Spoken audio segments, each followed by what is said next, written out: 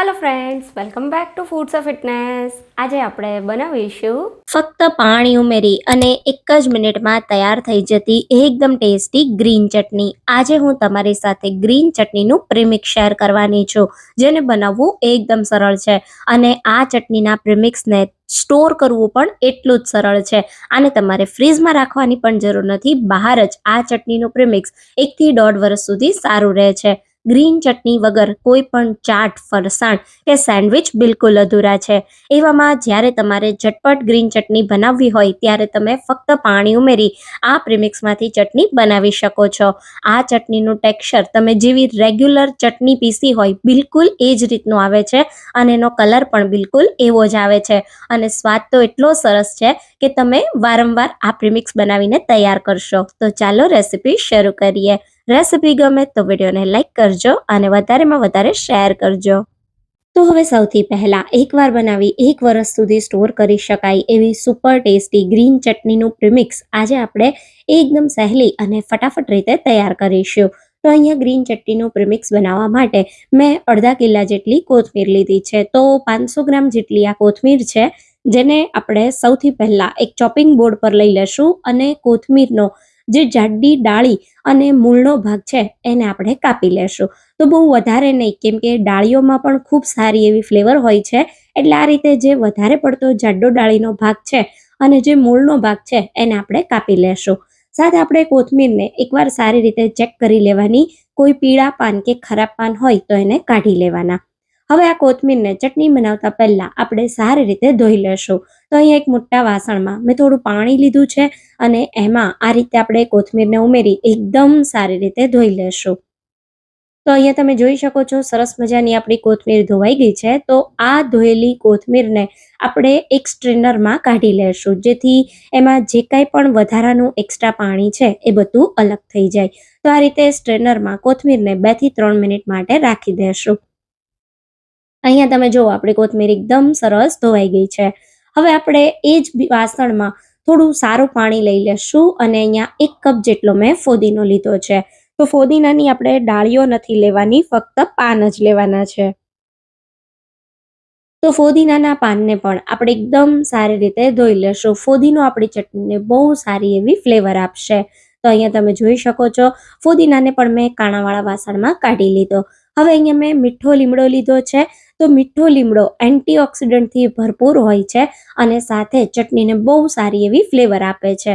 તો વધારે નહીં, બસ 5 થી 6 નંગ જેટલી ડાળી આપણે લેવાની આ રીતે અને એને સારી રીતે પહેલાં ધોઈ લેવાની. પછી એના પાનને આ રીતે આપણે અલગ કરી દેશું. તો અહીંયા તમે જોઈ શકો છો મેં મીઠા લીમડાના પાનને પણ આ રીતે સરસ અલગ કરી દીધા છે. તો આ રીતે આપણે મીઠા લીમડાને એક પ્લેટમાં કાઢી લેશું અને એને પણ આપણે 2-3 મિનિટ રેસ્ટ આપી દેશું, જેથી એનું એક્સ્ટ્રા પાણી છે પાન પરનું એ બધું અલગ થઈ જાય. હવે આપણે જ્યારે 500 ગ્રામ જેટલા લીલા ધાણા લેતા હોઈએ નોર્મલી ચટણી બનાવવા માટે, ત્યારે આપણે એમાં 50 ગ્રામ જેટલું આદું અને 50 ગ્રામ જેટલા લીલા મરચાં વાપરતા હોઈએ. તો પ્રીમિક્સ બનાવવા માટે પણ આપણે એટલા જ વાપરવાના છે. પણ હા, જો તમને ચટણી વધારે તીખી જોવે તો તમે લીલા મરચાંની ક્વોન્ટિટી વધારે પણ લઈ શકો છો. મેં અત્યારે 50 ગ્રામ જેટલા લીલા મરચાં લીધા છે, જેને આપણે આ રીતે સરસ ધોઈ કોરા કરી અને આવા મીડિયમ થિકનેસવાળા સમારી લેશું. સાથે અહીંયા આપણે જે આદું લીધું છે એની આપણે છાલ નહીં ઉતારીએ, સારી રીતે એને ધોઈ કોરું કરી લેશું અને પછી આદુને આ રીતે આપણે મીડિયમ ખમણીથી ખમણી લેશું. તો અહીંયા તમે જોઈ શકો છો સારી રીતે મેં આદુને ખમણી લીધું છે. તો હવે આપણે કોથમીર ચટણીમાં જેટલી સામગ્રીઓ ઉમેરતા હોઈએ એ બધી આપણી પાસે તૈયાર થઈ ગઈ છે. બધી સામગ્રીઓ આ રીતે સરસ ધોઈ અને સાફ કરી સરસ સમારાઈ જાય એટલે આપણે એને ડ્રાય કરવાની છે, કેમ કે આપણે પ્રીમિક્સ બનાવવું છે. તો બધી સામગ્રીઓને આપણે સૂકવવાની છે. સામગ્રીઓને સૂકવવા માટે આ રીતે કોટનનું, મલમલનું કપડું લેવાનું, જેથી તમારા પાન બધા સારી રીતે ફટાફટ સુકાઈ જશે. તમારે આ પ્રીમિક્સ બનાવવા માટે જે સૂકવણી કરવાની છે એમાં કોઈ તડકાની જરૂર નથી. કુમળો તડકો જો તમારા ઘરે આવતો હોય તો તડકામાં સૂકવો, બાકી તમે ઘરમાં જ્યાં પણ પંખાની હવા આવતી હોય ત્યાં આ રીતે કોટનના કપડા પર એક પછી એક બધી જ વસ્તુઓને સૂકવી દો. તો તમે જોઈ શકો છો મેં કોથમીરને સૂકવી દીધી. ફોદીનાના પાનને આ રીતે આપણે સરસ ફેલાવી દઈશું. સાથે આપણે લીલા મરચાં અને આદુને પણ સારી રીતે સૂકવી લેશું. તો બધી જ વસ્તુઓ કોટનના કપડા પર સૂકવવાની, જેથી પાણીનો જે કાંઈ પણ ભાગ હોય એ બધો ફટાફટ એબ્ઝોર્બ થઈ જાય અને આપણી બધી જ વસ્તુ સારી રીતે સુકાઈ જાય. તો તમે જોઈ શકો છો લીલા મરચાં અને આદુને મેં આ રીતે સૂકવી દીધા છે. હવે એ જ પ્રમાણે મીઠો લીમડો પણ આપણે સૂકવી દઈશું. તો તમે જોઈ શકો છો અહીંયા એક કપડામાં મેં મીઠો લીમડો પણ સૂકવી દીધો છે. આ બધી સામગ્રીઓને ઘરમાં જ સુકાતા ફક્ત 1 થી 1.5 દિવસ જેટલો સમય લાગે છે. પણ હા, આને તમારે આકરા તડકામાં નથી સૂકવવાનું, નહીં તો જે કોથમીર અને ફોદીનો છે એના પાનનો કલર કાળો થઈ જશે અને તમારી ચટણી પણ થોડી ડાર્ક કલરની બનશે. એટલે હું સજેસ્ટ કરીશ કે કુમળા તડકામાં અથવા તો ઘરમાં પંખા નીચે આ બધી સામગ્રીઓ ક્રિસ્પી થાય ત્યાં સુધી તમે આને સુકાવા દો. તો લગભગ મારે બધી સામગ્રીઓને ઘરમાં સુકાતા 1.5 દિવસ જેટલો સમય થયો છે. અહીંયા તમે 1.5 દિવસ પછી જુઓ, આપણી જે કોથમીર છે એકદમ સારી રીતે સુકાઈને ક્રિસ્પી થઈ ગઈ છે. તો બસ આ રીતે એની જે ડાળીઓ છે એ પણ સરસ ક્રિસ્પી થાય ત્યાં સુધી તમારે એને સુકાવા દેવાની છે.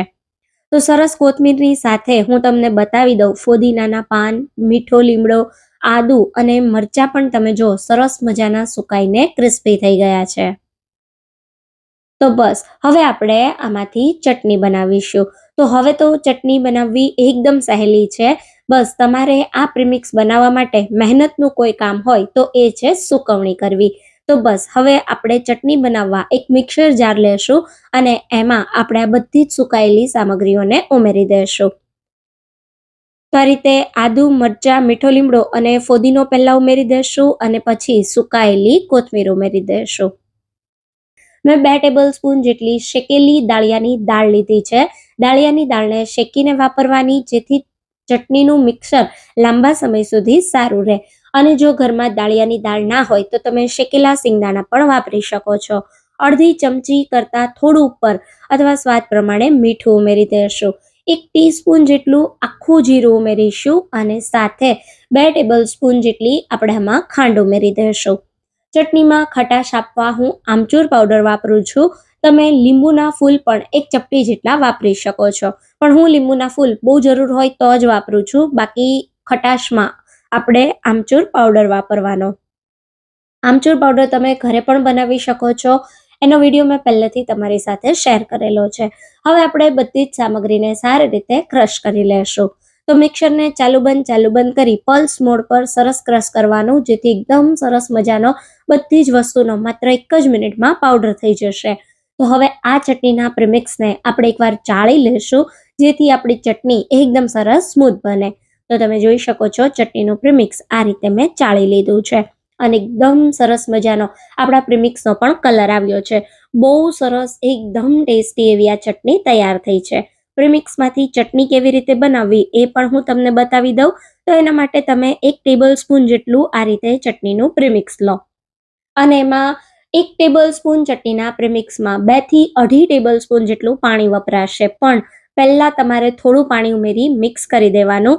પછી તમને જેટલી ચટણી ઘાટી કે પતલી જોવે એ રીતે પાણી ઉમેરી ચટણીની કન્સિસ્ટન્સીને એડજસ્ટ કરી લેવાની. તો તમે જો કોઈ પણ જાતના આર્ટિફિશિયલ કલર, ફ્લેવર કે પ્રિઝર્વેટિવ ઉમેર્યા વગર આપણે આ પ્રીમિક્સ તૈયાર કર્યું છે.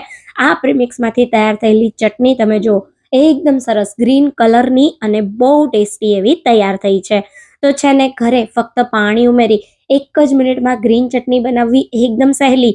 આ ચટણીના પ્રીમિક્સને હું સજેસ્ટ કરીશ કે તમે કાચના કન્ટેનરમાં ભરજો તો લાંબા સમય સુધી સારું રહેશે.